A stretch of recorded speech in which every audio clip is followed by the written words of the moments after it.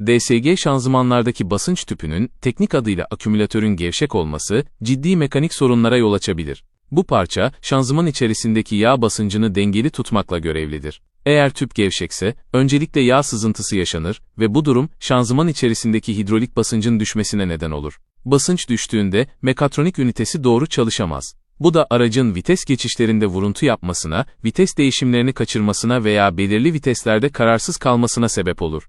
İlerleyen aşamalarda, basınç kaybı nedeniyle sistem kendini korumaya alabilir ve araç, vites kutusu arızası uyarısı vererek güvenli moda geçer.